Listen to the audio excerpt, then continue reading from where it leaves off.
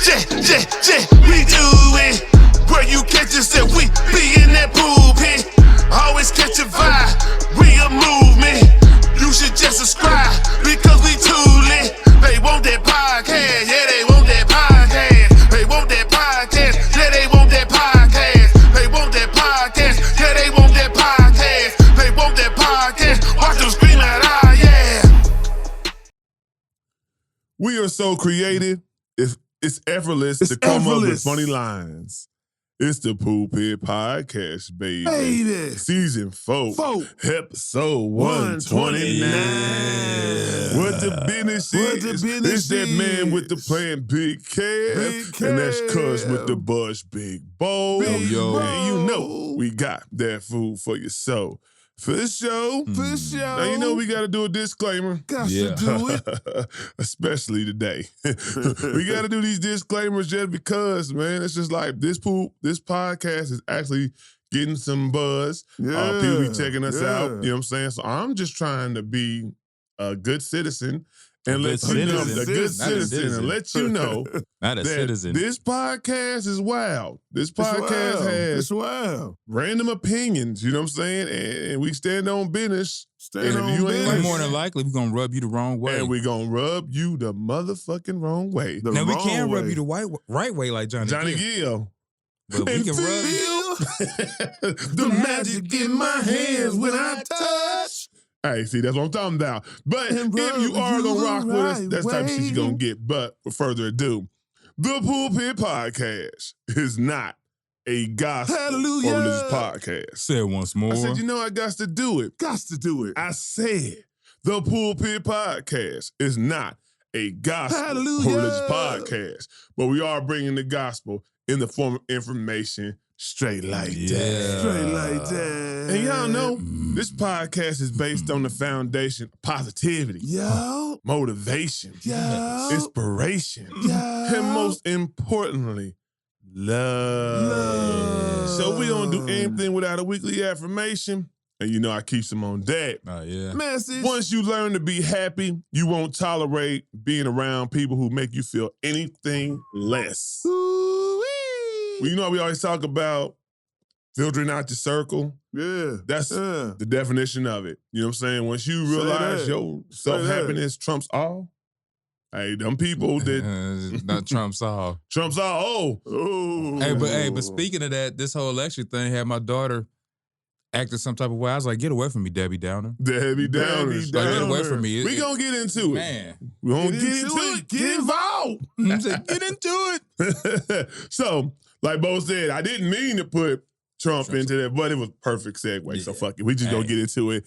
So we gotta talk about the election. As y'all know, last night was the election between Donald Trump and Kamala Harris. And Donald Trump was victorious, as we found out this morning. Well, they had it. Well, late at night. I mean, I was asleep. Well, I found out this morning. I was at work. You know, they say president-elect. Yeah, it don't feel like this morning. I was at work. But I didn't realize that was 2, 3 in the morning. 2 in the morning, yeah. I'm thinking that's like 2, 3 in the day. But most times it kind of take a longer time, but this time they pretty much know. Not this go around. It didn't take all right, so I'm gonna let y'all people know. We gonna say some shit in this thing that, hey, I'm telling you right now, a lot of y'all ain't gonna rock with, but respect it. So, Bo, what do you feel about the outrage and the type of angst that the Democrats have for Trump winning? They have no one to blame but themselves. For one, y'all let Slow Joe set y'all up for failure. Slow Joe, boy. Yep. Not only his policy set you up for failure, the fact that he gave Kamala 3 months to campaign. 107 days. 3.5 months to campaign. I even said this when, when they first had this thing. I was like, this is going to be hard. Because they even said something, bringing it up last night. They were like, certain places to hit up. Yeah. Where they were like, during the Biden campaign, Biden was able to come to this place 8 times. And killed. Whereas she could only go once. Yeah. You know what I'm saying? So Slow Joe, you set the whole Democratic Party behind. You did. I mean, let's call a spade a spade. And that's the spade right there. For my black folks out here, I know y'all felt a way of making something historic, which I feel like could have been something beautiful. Mm-hmm. But at the same time, you walking around here with blinders on. You got blinders on, and you ain't seeing everything that's going on here.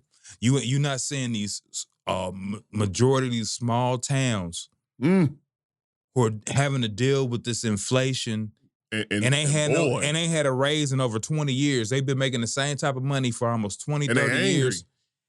And now, hey, no, it's for real living check to check. Yeah. For these people. Yeah. All they trying to do is finish paying their mortgage off. Man. And then try to get some groceries. Yeah. But they ain't got no raise in 20 years. So like you forgot about these people. You always say about the city slickers. They call it the flyover zone. Y'all get stuck in. Y'all have your blinders on. You in the big city. You in New York City. You in LA. You out in Cali.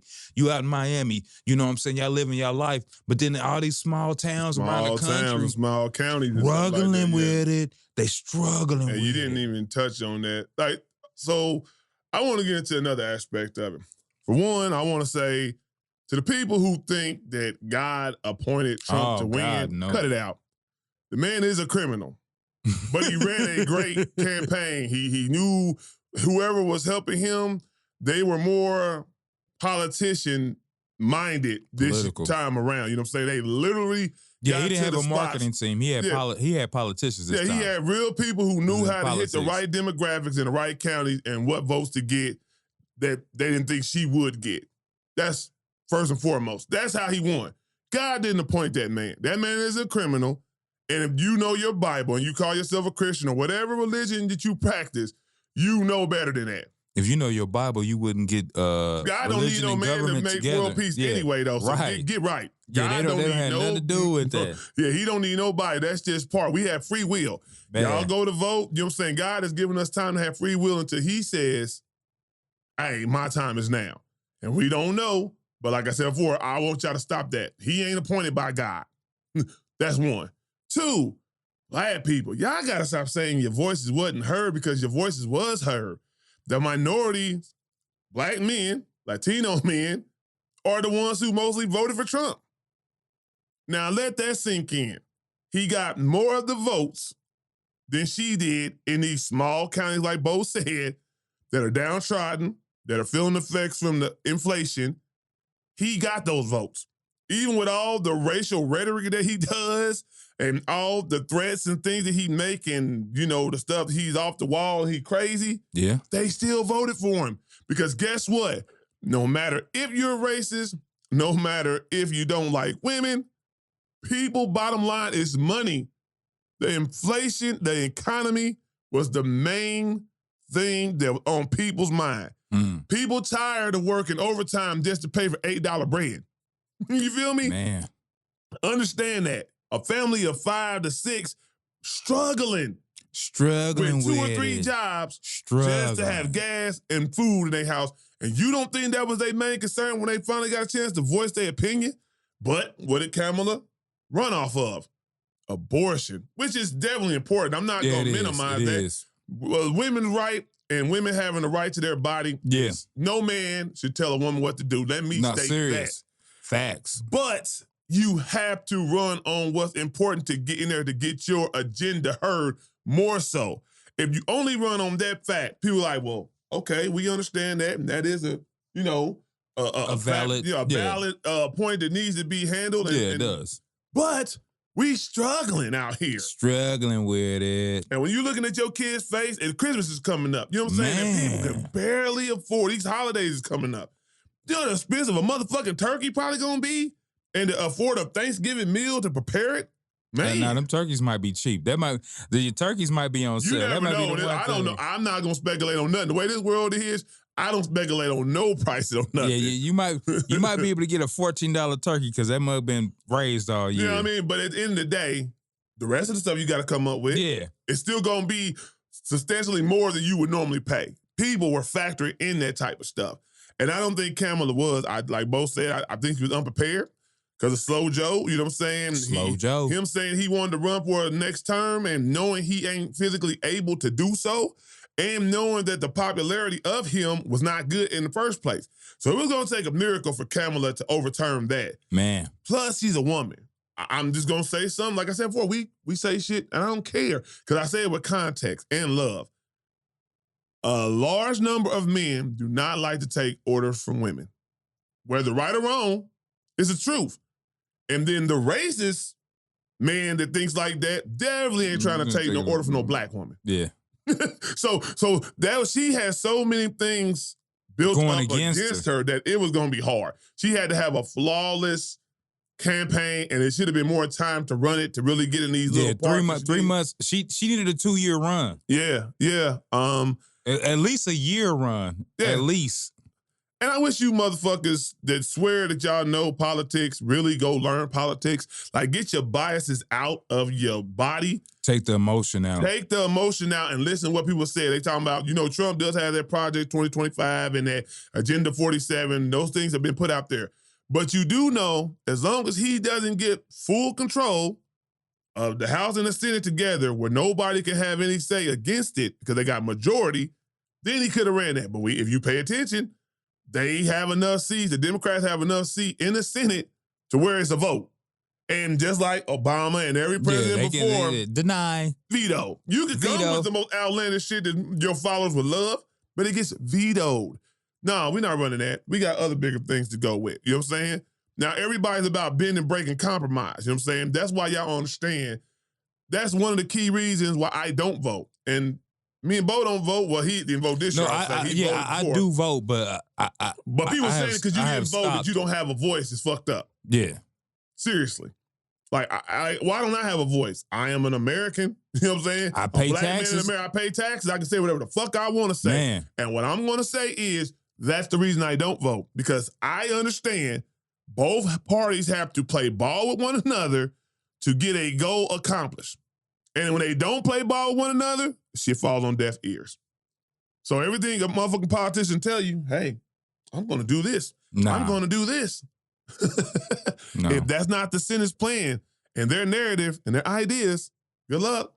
Good luck. And then people who are Democratic or pro-Kamala Harris, y'all got to stop attacking people just because they did vote for Trump. If they're black men, Latino men, the white women that voted for Trump, the black women that voted for Trump, everybody has a preference. Everybody's going to pick the president based on what they their like. life expectancy is. You know what I'm saying? What do you expect in your life? You want money? You want lower taxes? You make a lot of money? You want lower taxes. Man. That fits your life. You know what I'm saying? You want lower taxes, period. You want lower, but I'm saying they get hit. Though, you know what I'm saying? By making so much money, they want to keep most of the money, period. So, of course, they're going to vote for Trump because that fits their narrative. But that don't make them a bad person. Like y'all try to say, oh, you a sellout and they wishing bad upon black men would if the cops get immunity, you know what I'm saying, or whatever, full immunity. Man, come on. We still face that. Like, don't put that energy out in the air. You know what I'm saying? Black men face that regardless of who was in office, to be honest. Man, a lot of these cops already think they got immunity. Boom. Without even having this, I don't know, fake-ass law that has not been implemented yet. Ain't even been passed. Y'all do like I say, things have to go to a channel. A motherfucker can write up a whole fucking or say anything, amendment or whatever you want to call it, and say whatever. Hey, but it has to get passed. It goes through so many. Hell, he has 2 years. I'm gonna tell you right now, if Trump don't fulfill the obligation that he's telling these people, the mandate of lowering inflation, lowering the taxes. I mean, this is last term anyway, you know so this is it. This is. But he might not get to that 4 if you don't do what you're supposed to say, because people gonna have a short leash with him. Nah, he gonna do 4 years until I don't know. They gonna kick him out? Hey, they tried. They tried before. But I'm just saying. But that's what I'm saying. They have something to stand on now. They giving him an opportunity based off. And another thing is, this election was based off of 2 bad candidates. Let's be honest, man. Like. This is what we got to pick from. Yeah, this is what we got to pick from. You know what I'm saying? So it's like slim pickings. Goodness. So it's like, damn, which one can you tolerate more? Neither candidate was good. Be honest. You know what I'm saying? So I think the American people said, well, we want to go with this. If he does these things that we deem are the most, priority, then okay, cool. We'll take all the other rhetoric with I think if Kamala had time and a whole process. So really, people get to know her. True. I think she could have done something. I think it would have been a closer margin. It was a bad setup for her. Yeah. Like you threw a stupid lob. Boy, man, threw a lob to a person that can't jump. Yeah. Like for real. Like, but at the end of the day, like he said, if she would have had time that year, like this, Trump has been planning a return for the longest. So his people been working behind the scenes from the jump. And this is what I will say about Trump. You know, his first term, first campaign, he was dealing with like marketing people. Yeah. On this one, he was dealing with politicians. Yeah. Who really know how to get out there and get them votes. So like, I mean, before we liked him because, oh, that's a businessman, or he coming from a business angle.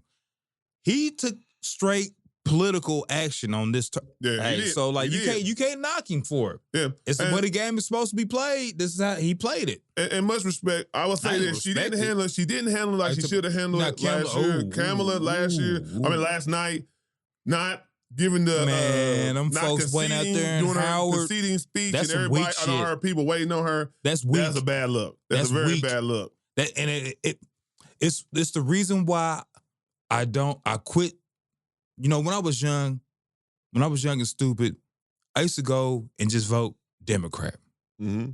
And then I started learning different things and policies and learning and developing. That right there tells me, y'all use black folks. Mm. It don't matter what race the person is that's running, y'all just use black folks. It's straight pandering, and you left all these thousands of people who've been waiting for you hours. Yeah, that's bad. Ghosted them. I mean, that's some weak ass shit. She did one today, you know what I'm saying? I seen it at 4:00, and she did do uplifting and trying to unify, you know what I'm saying, us, you know, and the people and the different side. But I think it's too little too late, you know what I'm saying? Because I do think you have to put your emotions aside. You have to be a mature individual, a professional. You lost, you know what I'm saying? So embrace that loss and, you know, tell your people, hey, I didn't have that much time. Give them some hope, because like they was in desperation. Like people was crying and emotional letdown when they found out she was gonna lose instantly. Like when they seen that number, Trump was at like 199 and she had like 77 at the time. Yeah. And before, you know, a key states that he was the swing states and the key states, you know what I'm saying, battleground states, he pretty much, they were saying it's neck and neck, but like if he wins one of those, man, he's already close to the 270 he gotta get. So they was already having no hope. It would have been great for her to come out and have a great speech prepared to uplift those people, because they was in desperation and dire need of some type of uplifting words. She don't got the same writers as Obama. Hey, Obama has some quick ass writers. But Obama is already nice with the words anyway, though. Just when he talk, when you look him on these podcasts, and he's just smooth. Yeah. Probably one of the smoothest presidents we've ever had. Seriously, you know what I'm saying? And whatever you feel about Obama, one thing you can't say is the nigga ain't smooth. He's smooth as all get out. But we'll see what happens. You know what I'm saying? It's new. It's fresh. I know Trump got a lot of wild ideas and thoughts and what he want to do to people, but you got to understand how. Not everything gets passed. Yeah, everything doesn't. So kind of just pump your brakes on what you think will happen, and let's see what will happen. Anything else, Bo? Nah, fuck this shit. We didn't want to talk about it, but it's so fresh. It's literally like the next day we had to talk about it. And like I told you before, we tackle anything, and hopefully we ain't got to tackle no more, and the shit's over with, to be honest with you. Nah, it's not over with.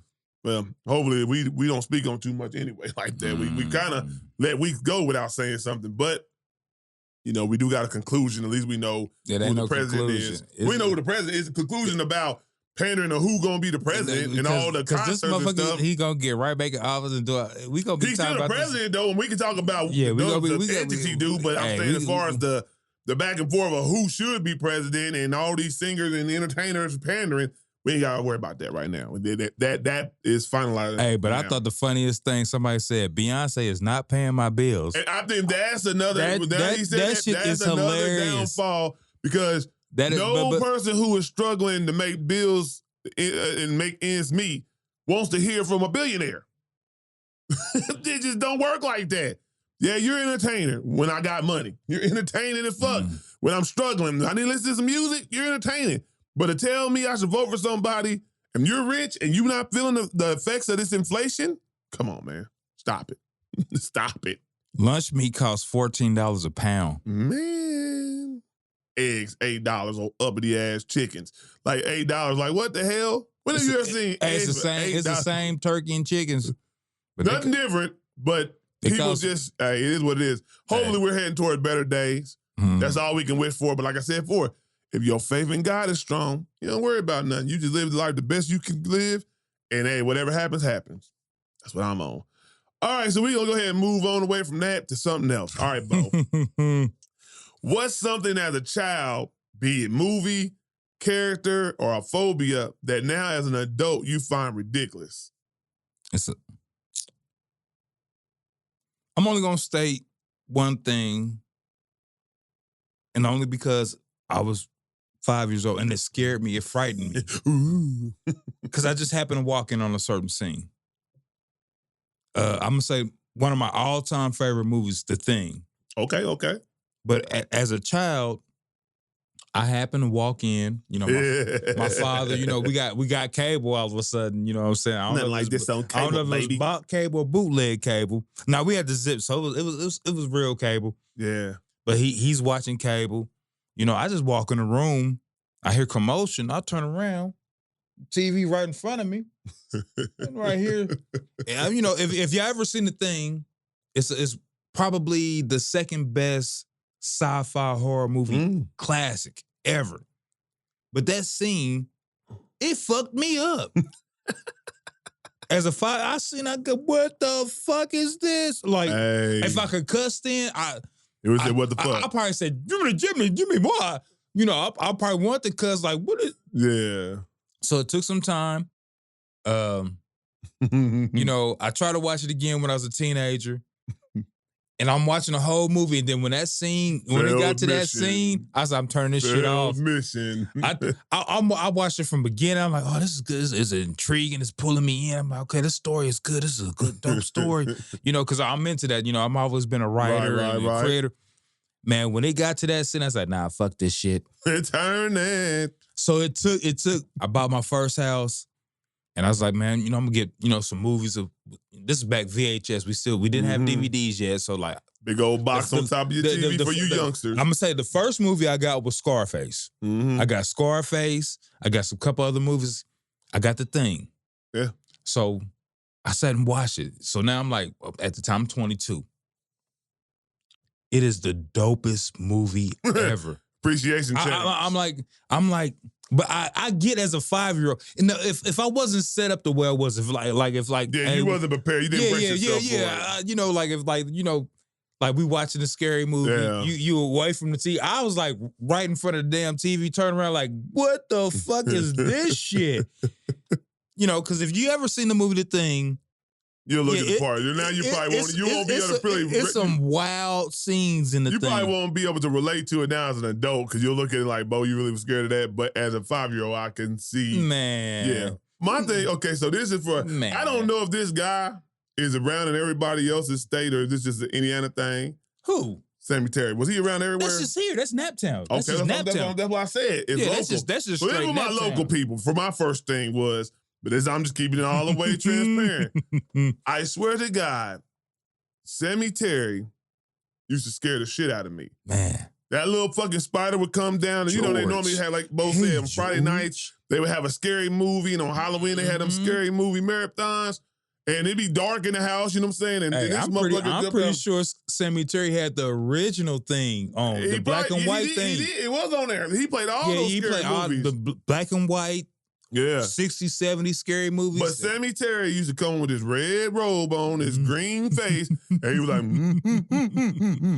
And I swear, as a kid, that was the scariest shit ever. Little spider come down, nigga named George. Whatever little sound he was making.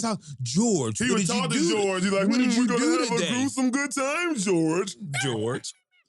But at the time, as a kid, shit was scary as fuck. You watch Sammy Terry right now, you be like, what the fuck? This old pasty ass bastard, we was scared of him. Hey, bad makeup and all. Terrible makeup. Pasty ass bastard. And we sit up there fearing this motherfucker. And what else? I don't like clowns. Both say he don't understand the phobia, but I don't like clowns still to this day. I got a big brother that was scared of clowns. I will fight a clown, but I don't like clowns. So it's still a phobia of it because when I see a clown, I'm kind of like, Man, I don't know. What you on, bro? What you on? I didn't like it.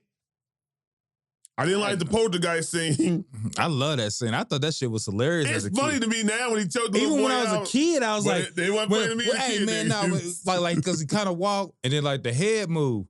I said, damn, that clown. Nah, as a kid, that nigga was off their chair. No, the head boy moved. looking He like, kind of wait know. a He kind of know. minute. So hang on, did the clown? I was cool with that till he was choking the boy into the bed. Hey, That's what kind of made his me arms like, wait reached a out. minute. His arms stretched all the way out. I was like, oh, that clown. Wait a minute, that's too much for me, bro. Hey, I thought that shit was hilarious. And then, like, I was telling Bo, like, in some movies, like, that to this day, I still don't fuck with. I don't fuck with The Exorcist. The imagery in that fuck with me heavy. You know what? I don't think I ever watched The Exorcist. I'm telling you, I watched it over my auntie house. And it's funny because my mom would tell us, don't watch nothing like that. We on my auntie house. You know, she let us do what we want to do. Which one? My Aunt Bobby. This Bobby. on her Okay, side. okay, yeah. So auntie, you know, she out there doing what she do. They had a basement, so they would party. You know what I'm saying? We up at the TV. This one they had the zip box, the cable. We on there watching. I mean, it's pitch dark. When she got on there and the shit started right on her stomach and she spinning her head around and was spitting all that, I lost it. Like, oh my God, this is terrible. Like, this is terrible. This is terrible. Then it was Halloween 3, the season of the witch. Hey, that movie, I liked that movie as a kid. Hey man, the season of the witch fuck with me. They had them little pumpkin heads. They put them pumpkin roaches heads was on. crawling out. Hey, they got to watching that TV. Next thing you know, everybody falling out, got rats and roaches running out of them. Oh my God, that was wild. Classic. And then, like, I will say this, Freddy, The Nightmare on Elm Street Part 2. The rest of them started to get real comical. Like, he had a punchline for everything. Like, you know what I'm saying, after that, when Dream Warriors and all the rest of them. But that too. He had punchlines in that one. He did, but he still was more savage. Hey, you know what I'm saying? Like, nah. You got the body. Yeah. And I got the brain. Yeah, I think they put that when Will Smith he lifted his had top off. He lived like, yeah, he did lift his top. But yeah, but I'm just saying, though, when he jumped out that pool and he was still he tore them whites up. He was going crazy out there, man. But, yeah, it's crazy when you think about what movie. And then I told Bo, I don't know if y'all know about this, but like the Atlanta Child Murder, it's a real story, but it fucked with my psyche.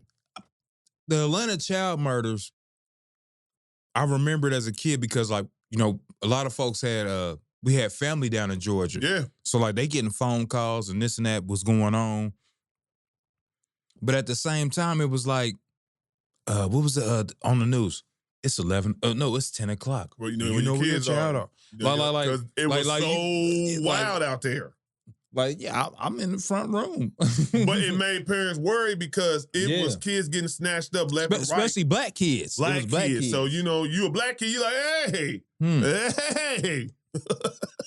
You know what I'm saying? Yeah. So that kind of mess with me. But y'all let us know what movies mess with y'all at the time that y'all don't care for now or don't bother you or it does bother you. All of it, the Atlanta Child Murders is the worst of everything because that was real, actual, factual. Hey, I'm just telling you, I don't watch. Yeah, that was real. These are some movies I will not watch ever again in life. Real life. I'm just saying though, that was but real life. It was a movie to us when we were watching, even though it was real life. It was a documentary. They ended up making documentaries. I'm not even watching it again. But it was real life going on then. It's like they was out there murdering kids. Yeah, it's real life. But we about to move up north. Yeah, we getting out of Georgia. They ready to come to Naptown after that. All right, so we can go ahead and get into sports and entertainment. I guess we talk about Joel Embiid, you know what I'm saying, pushing the reporter. What you think about that? I think he should have did more. I think he should have did more. I think the Sixers did not protect their guy. I think so too. Because if you got this writer who was throwing jabs, serious jabs, hurtful jabs at like y'all breadwinner, you need to check this. I've seen Colts writers get fired because they said certain people are not gonna make it on the team and got fired. So you telling me a dude can sit and talk about somebody's dead brother and child. Come on now. Yeah. Like I think Embiid should have gave him one of them. He like got banged up. If I'm gonna get suspended, the NBA no hands. Just smack him a couple of. But whatever, it's gonna be more than a push. I'm just saying, it's gonna be more than a push. Then you gonna get 3 games and you gonna get suspended without pay. I'm gonna get more for my money. I'm telling you right now, man. That's the definite. So IG for Embiid on that one. You know what I'm saying? Like, hey, professionalism goes out the door when somebody take a jab at somebody. You know, deceased relative or your child. That's just and then on top of that, somebody who has passed away. Yeah. So, Hey. Then we got to talk about Jason Tatum. Right now they're playing, they're going against the Golden State Warriors. Yeah, I had just watched him on Jeff T. Okay. Well, I was listening to that earlier today. All right. Hearing everything he had to talk about. And it was funny. I've been watching him since like his junior year in high school. Yeah, dude. It's just funny seeing his growth, and then didn't hear him say, "I'm only 26." He's only 26. Like he's still young. Like he still got time to do what he do. I think people are too sensitive about it. I'm like, you have to look at that dream team, and I get what Steve Kerr messed up was. I will say this: what he messed up was on the game before the game started. He went and told Jason Tatum that he don't think he was going to be able to have any minutes for him, and to me. You normally judge how the game is playing because the motherfucker get in foul trouble. The way the offense is being ran, the defense is being played, you might need a Jason Tatum because he could play 1 through 4 spots. The thing I'm gonna say is Kerr was ensuring that his guy looked good. Right, so that's the problem. He wanted to make but sure other people don't play. Your other two dudes is Drew Holiday and Derek White, who was underneath Jason Tatum, couldn't play. But who's a better defender, Derek White? Jason Tatum can guard 4 spots, so I can't just say that. Jason Tatum was guarding defense. He could guard the power forward, the small forward, the shooting guard, and the point guard. That's what he has in his package. I'm just saying to not have any minutes for him and tell a person who just won a championship, I'm not going to have minutes for you. And the dudes who look up to you as far as Drew Holiday and Derek White on your team are playing more minutes than you. That's unacceptable, man. Like, now Halliburton, he's new to the game. Barely made it on the last end of it. So if he don't play, I get that. We're not tripping on that. But I think Jason Tatum's going to go for 50 tonight. Stephen A. Smith said it, you know what I'm saying? And I was thinking it because he's been waiting. He probably done circled this shit on his calendar. Like, yes. Man, I see him getting double-digit assists. Nah, I see him getting 50. He going to let him know, you don't think I got the offense to play in a league like that? Even though the NBA is totally different than European basketball, but still. But here, he don't seem like that. A petty motherfucker. Oh, yeah, he do. Because first, when he asked him, he took the high road. But when he started talking to his little, groups and they let out shit, no, he was mad. His mom even came out and was mad. So I'm telling you, he's going to take that personal. I can almost guarantee this game, he's over 30. He dropped 50 and they lose. What good is it then? Don't make no difference. He feel like he got his just due. I don't know. But I mean, but most likely, we'll see. That's what I'm saying. The Warriors look good this year so far. So this is a test for the Warriors. Yeah. It definitely just builds a climatic, you know what I'm saying? I mean, it's must-see TV. It's must-see TV. And then you got Paul George returning to the Clippers. Oh, he finally playing? Yeah, he back. Okay. And he returned him the first game. Really, like he made like one game prior. And now his second game is to the Clippers. So we'll see if they booing. If you get received love, how they look. I mean, he didn't do shit. Was he even there? Yeah, he played. I'm not gonna. I'm talking about the Clippers. I'm just saying he didn't win anything. He didn't put them in. Well, I think the bigger culprit is that's what I'm getting at. Like Kawhi Leonard is the biggest culprit. Yeah, that's what I'm saying. If anybody talking about the Clippers, you cannot fall Paul George. So like you can't boo Paul George. Paul George showed up, played. Fans are real frugal like that. You're not our team no more, and you left, and you should have stayed. But Paul George wanted to stay. They couldn't get no contract negotiation in the right field for both parties. Then you had to look at it like, what am I doing here? Which one's a better opportunity to get to a championship? Because Kawhi Leonard is still not playing. The boot. I'm just saying. Hey, so man, if Clippers want to boo somebody, man, they call Kawhi Leonard not the glove. They call the claw. Not the claw. The boot. Yeah. Well, always got a boot on his foot. He can't get mad about the criticism he's taking. Like when Stephen A. Smith called him the worst superstar, he don't promote the brand. He don't, because you think about it, he on New Balance. He don't promote New Balance like LeBron James and other people who own the Jordan brand promote it. He don't promote the Clippers. Kawhi Leonard don't say nothing. Kawhi Leonard wants everything his way. And when he does play basketball, now he's an exceptional basketball player when he's healthy. But if he's not healthy, what we doing? And that's like a high percentage of the time. So man, especially the past 5-6 years. No, Denver. No, it's before it was San Antonio. Well, San Antonio started the downfall when he got hurt by he definitely got 10 years of just sitting around. And he wasn't injury prone until Zaza Pachulia killed him. But after that, my man Kawhi been barely on the court, and that's just Like, for real. That's like Jimmy Butler. Some of these motherfuckers is great basketball players, but they be hurt a lot. Man. So, you got any music-wise? Music. Yes, I do. My guy, Conductor Williams, he's actually my favorite producer over the past couple years. Okay. He been producing for years, but like he started getting his name up with Griselda a few years ago. That's when I started hearing him. He was doing stuff with Griselda. Mm-hmm. And then over the past couple of years, man, I mean, he's done stuff from Tyler Creator, J. Cole, Drake. He just released his third Conductor, We Have a Problem project. Man, it's dope.